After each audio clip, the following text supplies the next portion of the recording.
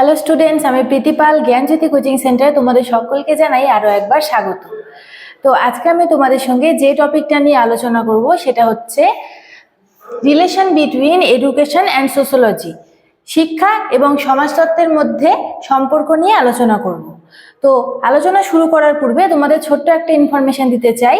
তোমরা যদি আমাদের জ্ঞানজ্যোতি কোচিং সেন্টারে অনলাইনে যুক্ত হতে চাও, তাহলে বাঁদিকে দুটো কর্নারের দুটো নাম্বারের মধ্যে যে কোনো একটা নাম্বারের সঙ্গে তোমরা যোগাযোগ করতে পারো। এটা আমাদের জ্ঞানজ্যোতি কোচিং সেন্টারের অফিসিয়াল হেল্পলাইন নাম্বার। তো দেরি না করে আলোচনা শুরু করছি।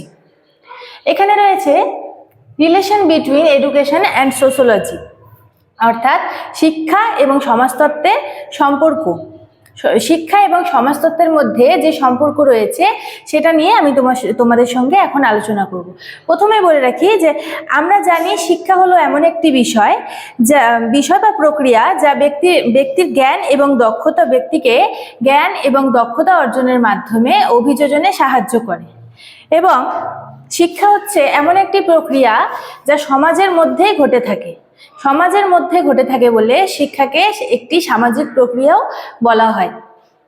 ঠিক আছে, শিক্ষা এবং সমাজতত্ত্ব এটি একে অপরের ওপর গভীরভাবে নির্ভরশীল। শিক্ষা ও সমাজতত্ত্ব দুটি স্বতন্ত্র বিষয় হলেও একে অপরের ওপর নির্ভরশীল। শিক্ষা ও দর্শন যেমন একে অপরের উপর নির্ভরশীল, ঠিক তেমনি শিক্ষা এবং মনোবিদ্যা অর্থাৎ সাইকোলজি এবং শিক্ষা এই দুটি কিন্তু একে অপরের উপর নির্ভরশীল। ঠিক তেমনি শিক্ষা এবং সমাজতত্ত্ব যে বিষয়টি রয়েছে এরা একে অপরের উপর নির্ভরশীল। এই যে শিক্ষা এবং সমাজতত্ত্বের মধ্যে বিভিন্ন সম্পর্ক রয়েছে, সেই সব নিয়ে তোমাদের সঙ্গে এখন আলোচনা করব।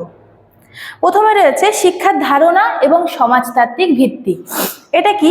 মানুষ তার প্রয়োজনে কিন্তু সমাজ সৃষ্টি করে, অর্থাৎ মানুষ যখন নিজের প্রয়োজন বা মানুষের প্রয়োজনে কিন্তু একটি সমাজ গঠন করা হয়েছে এবং সমাজের প্রয়োজনে কিন্তু একসময় মানুষ কাজে আসে।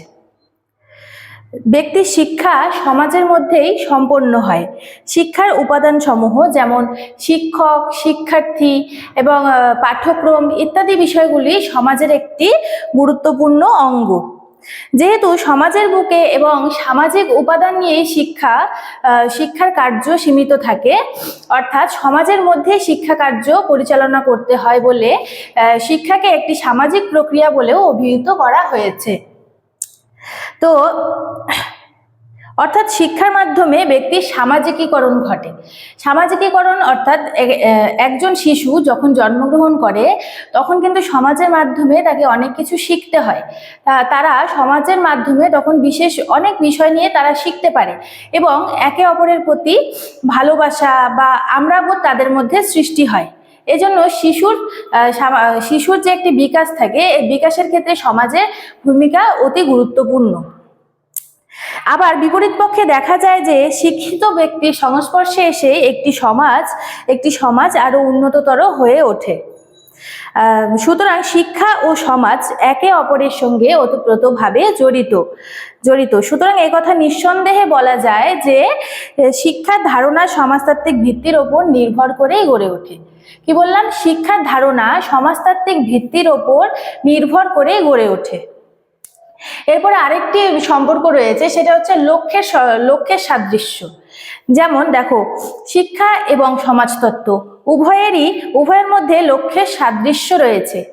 সমাজ এবং অর্থাৎ এখানে বলতে চেয়েছে যে সমাজ এবং শিক্ষা এই দুটোর কিন্তু যে লক্ষ্য রয়েছে সেটা অনেকটাই একই রকম।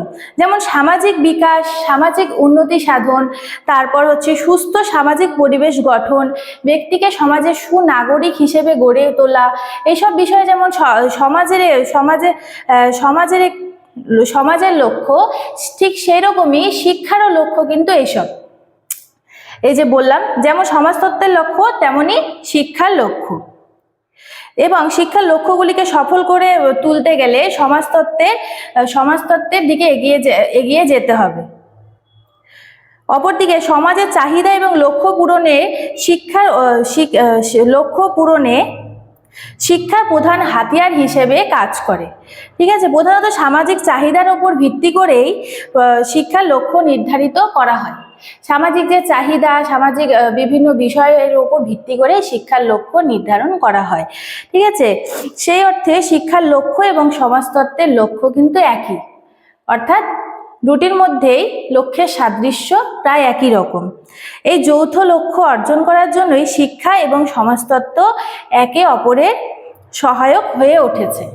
তাই শিক্ষা এবং শিক্ষা আলোচনা করলে সমাজতত্ত্বের আলোচনা আমাদের করতেই হবে, এবং সমাজকে যদি আরো উন্নতির দিকে ঠেলে দিতে চাই, তাহলে শিক্ষার পথ আমাদেরকে অনুসরণ করতে হবে।